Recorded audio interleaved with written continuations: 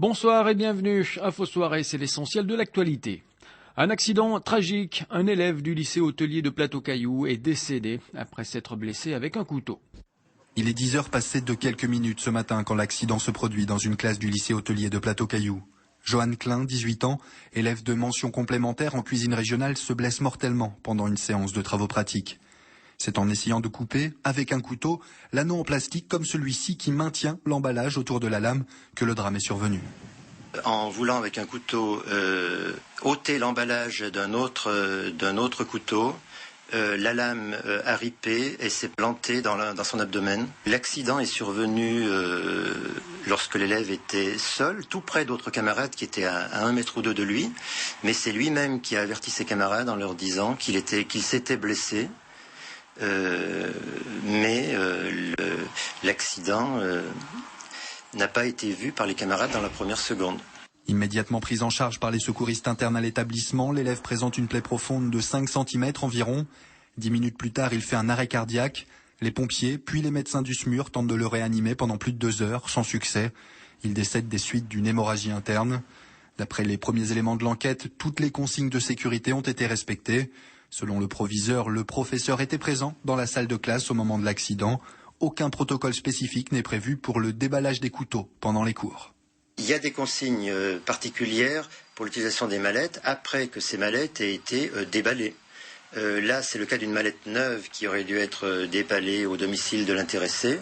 Et les consignes d'utilisation très strictes partent après le déballage de la mallette. L'enquête conclut d'ailleurs à un accident domestique imputable à la victime.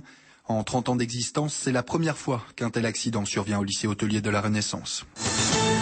Dès l'annonce de la terrible nouvelle en fin d'après-midi, familles, amis, voisins se regroupent autour de la maison de Johan, au Chaudron, à Saint-Denis.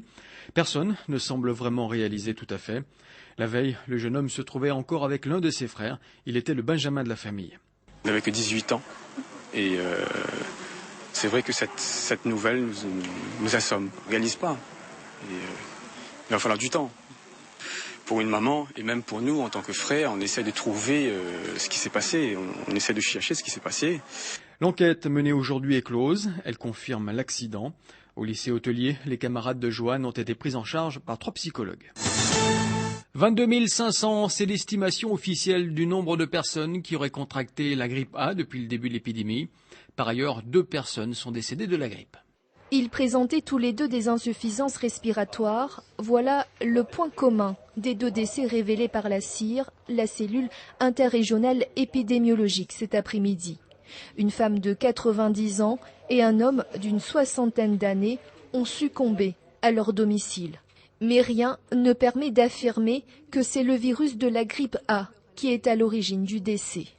2 décès ont été identifiés hier et aujourd'hui chez des personnes qui avaient des lourdes pathologies, des grosses pathologies chroniques respiratoires et cardiovasculaires. Alors, ces 2 personnes, sur le certificat de décès, il est mentionné syndrome grippal et les investigations que nous avons menées, effectivement, elles présentaient un syndrome grippal.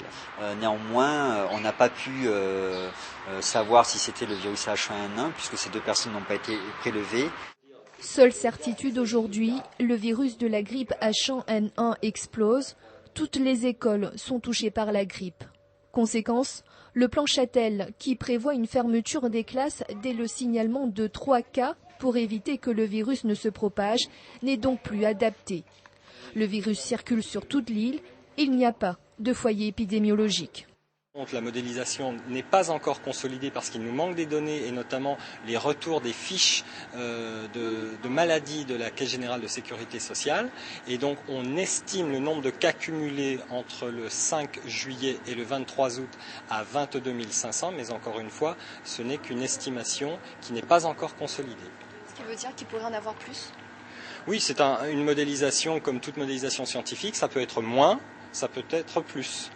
En règle générale, l'arrivée de la saison chaude annonce la fin de la grippe. Or voilà la difficulté des autorités sanitaires.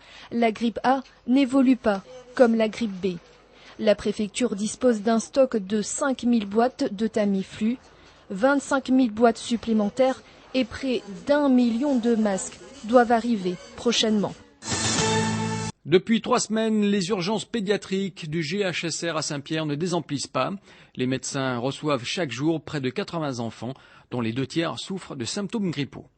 Jason a bien la grippe, mais il n'aura pas de Tamiflu. Il ne présente pas de facteur à risque. Plus loin par contre, une dizaine de nourrissons, victimes de la grippe A, sont actuellement hospitalisés. Ce sont des enfants qui présentent un facteur de risque, donc soit avec une pathologie chronique ou des tout petits bébés comme avec dans les petits berceaux, souvent moins de 3 mois. En 2 semaines, le nombre de consultations pour grippe a doublé. Il a fallu réorganiser le service. Les consultations habituelles se font à l'écart pour éviter toute contamination. Mais dès ce soir, une unité spéciale grippe ouvrira au 4e étage. Le personnel est mobilisé. On va demander à partir de la fin de la semaine aux aides-soignantes et aux infirmières de travailler sur une durée de 12 heures plutôt que de 8 heures comme actuellement, le temps de pouvoir réagir et d'obtenir des recrutements supplémentaires. Avant de tuer 3 de ses enfants, Jules Vollery a adressé au quotidien une lettre dans laquelle il fait part de ses difficultés familiales et professionnelles. Ce courrier troublant est arrivé hier soir au journal. D'abord on est surpris, on se pose la question de la véracité du courrier. Et après, une fois qu'on comprend que c'est lui, certains détails, son âge, le nombre d'enfants, l'adresse, la commune, on n'est pas très à l'aise parce qu'effectivement on a l'impression de pénétrer dans l'intimité d'un drame, de toucher à quelque chose qui n'est pas évident. Dans sa lettre, Jules Vollery raconte son histoire et critique la vie de son ex-femme dont il était pourtant séparé depuis 1 an. Il vit très mal que son ex-compagne puisse avoir des relations, qu'elle sorte en boîte de nuit. Bon, il est véritablement au fond du gouffre, comme on pourrait dire, et en fait, il finit la lettre par dire qu'il aime ses enfants, que c'est pas un monstre, que c'est un homme, mais qu'il sait plus quoi faire, et il signe son mot final, c'est adieu. Jules Vollery ne cesse de se présenter comme une victime. Outre ses difficultés familiales, il évoque ses soucis professionnels. Il était accusé à tort, selon lui, d'avoir volé des colis postaux. Il jure qu'il n'y est pour rien et qu'il est innocent dans cette affaire, mais il en a honte, et notamment vis-à-vis de son entourage. Jules Vollery a été blanchi en juillet dernier, mais il était régulièrement en congé maladie depuis cette affaire, jusqu'à commettre lundi dernier l'irréparable. Le Conseil général examinait ce matin en assemblée plénière la synthèse des États généraux. C'est la procédure prévue avant l'envoi des propositions à Paris. Les élus ont insisté sur plusieurs priorités, dont le logement et l'éducation. La première priorité, c'est du logement à La Réunion. Je le répète, il n'y a pas d'égalité de chance quand un Réunionnais n'a pas un logement décent. La deuxième priorité, c'est de faire en sorte que l'éducation soit la base de développement, mais une éducation qui permette aux Réunionnais de trouver du travail. Bonne nouvelle pour les automobilistes. À partir du mois de novembre prochain, la route du littoral ne sera basculée qu'une fois les 30 mm de précipitations atteints, contre 15 mm auparavant. Il y aura donc désormais 2 fois moins de basculements. Ça diminue de moitié, c'est une bonne chose. C'est une bonne chose Carrément. Ça fait plaisir, au moins il y aura moins d'embouteillage et ça fait toujours plaisir, quoi.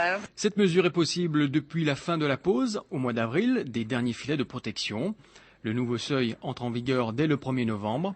En deçà de 30 mm, il ne se passe rien. Au-delà, le basculement durera 24 heures, de 30 à 50 mm, et 48 heures au-delà de 50.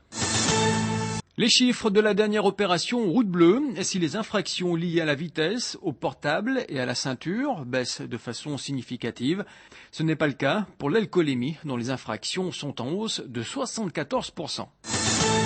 À quelques semaines de la nouvelle élection municipale de Saint-Paul, Alain Bénard pourrait être convoqué par la justice. L'affaire tombe mal pour l'ancien maire qui tente de récupérer son siège de premier magistrat. Huguette Bello, à l'origine de la plainte, l'accuse d'avoir réglé les factures d'eau impayées de 319 administrés. Tout au long de l'année, on aide les administrés qui sont dans le besoin. On ne le fait pas à la veille des élections. Il y avait un certain nombre de personnes